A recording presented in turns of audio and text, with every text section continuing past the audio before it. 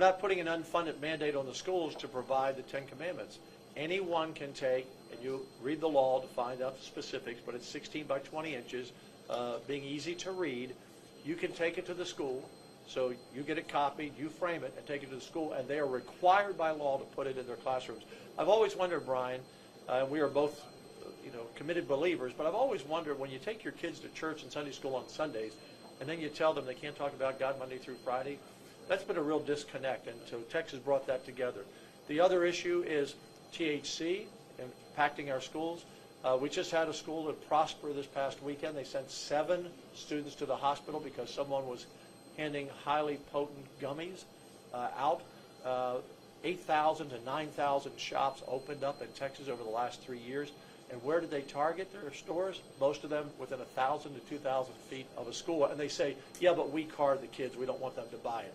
Well, then why did they target the schools? And so these THC businesses have opened up. No one knows what's in the products. They created new synthetic cannabis products at very, very high doses, and it's caused great havoc in our state. The testimony, students paranoid, schizophrenia.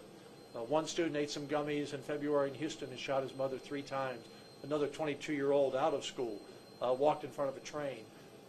Parents came with these just awful, awful stories about what's happening to their kids. Law enforcement all in, all over the state, saying this has to be banned. Senate Bill 3, that's what we did on Senate Bill 3.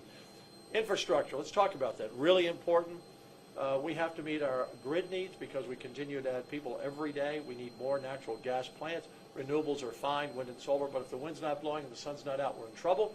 So we put $5 billion into strengthening the grid. That's $5 billion on top of the $5 billion we put in last session.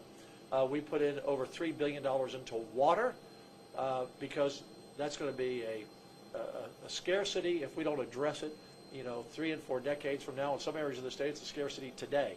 And then we put more money into building roads than ever before since I became Lieutenant Governor 10 years ago. And we continue to focus on infrastructure. And then I'll open up to questions. We focus on law enforcement, securing the border. I said when President Trump was elected, we would secure the border in about a day, and we did. With the efforts of the state, all the billions we poured into it, we're hoping Congress sends us that money back at some point. But we put all that money in to secure the border, but the Biden administration worked against us, not with us. So 15 million or more people came in here illegally. You're seeing the result of that.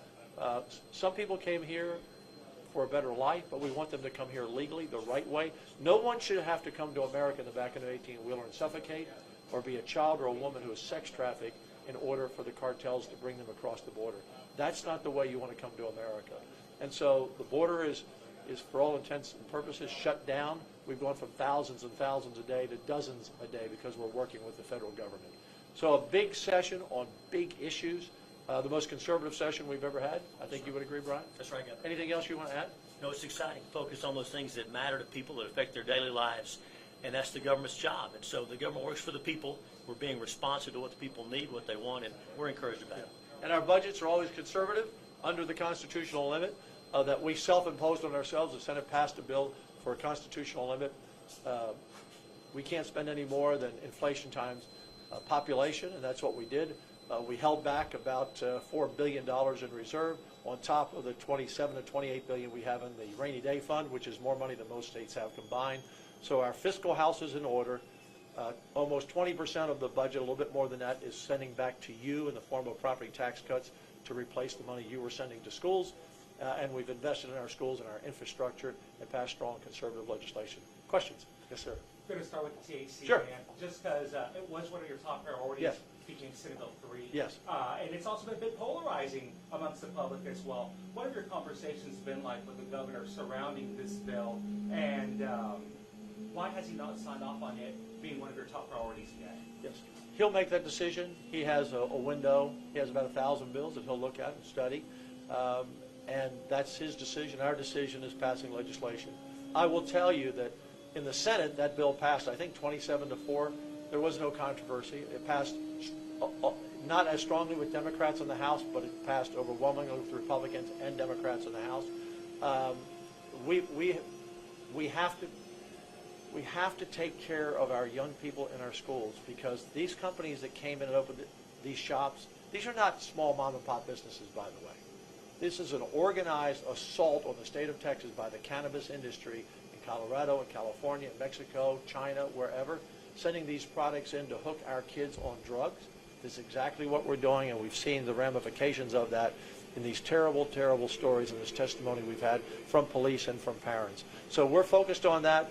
For me, in my 17 years, 10 years lieutenant governor, 8 years as a senator, I don't think I've ever felt more strongly about anything, because it's destroying our schools and our young people. And the polling is strong. Republican polling is very strong on the issue, almost 2-1 now of banning it. They didn't know a lot about it early in session, and the more people learn about it, the more people say, we got to get this out of our schools. Any comment on that? Look at how the products are marketed. Look at the labeling. Look at the names of the products, and there's no question they're targeting children. It's a real issue. That's why they built them around schools. To put it into perspective, by the way, there are only 13,500 McDonald's in the entire United States, and there are 8,000 to 9,000 smoke shops just in Texas. There's only 1,100 McDonald's in Texas. So on an 8-to-1 difference, these smoke shops have all opened up, organized again, assault on Texas by drug dealers. As one police chief said, it's just a drug deal in public at these smoke shops. That's what's going on. Yes, sir. I know you mentioned that you feel that individuals should not be able to obtain substances with THC, Right. but what would you say to those who feel it should be regulated rather than banned? You can't regulate 8,000 and 9,000 shops. You don't have enough law enforcement to go in. And if you found a product, you got to test it to see if it's potent, if it's over the limits, and then they would just put another product on the shelf when you take it out. Secondly, our number one issue as elected officials is public safety. It is up to us to protect the public. And this is absolutely has the potential to destroy our entire generation of young people coming up. And the stories get worse every week. There was just a story from Europe on the same thing they're having in Europe, the high potency of THC. The headline of the story was, "This is not the pot you smoked at Woodstock." And we had testimony on that in your hearing, where the doctor said the THC levels now that these kids are getting a hold of, and adults, detrimental to their health because it's 5-6 times higher than anything before. Any other questions? Let's say this bill is Okay, passed. okay. What impact do you feel it could have on the economy?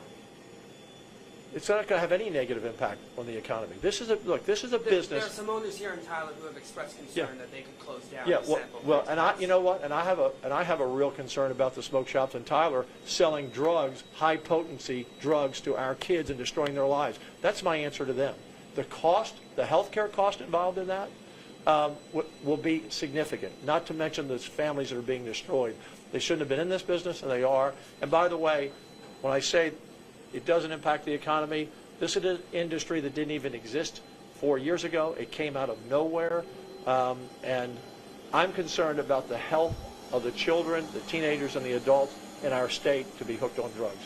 They got in the wrong business, and they shouldn't have been in the business. That's where they are. Hey, thank you all very much. Thank you, Brian. Yes, sir. How was it working with Speaker Burrows throughout the session? You know what? For the first time since I've been lieutenant governor, I actually had a speaker I could work with and sit down and talk to, and pass all of this great conservative legislation. We'd passed school choice 5 times out of the Senate. It never passed in the House, never even got a chance until 1 vote, and it was killed last time. Bail reform to keep felons behind bars, a bill we've been trying to pass for a long time. His help on focusing on teachers and our school funding, his help on passing the ban on THC, all of these issues, because we sat down, and would you say it's the best relationship?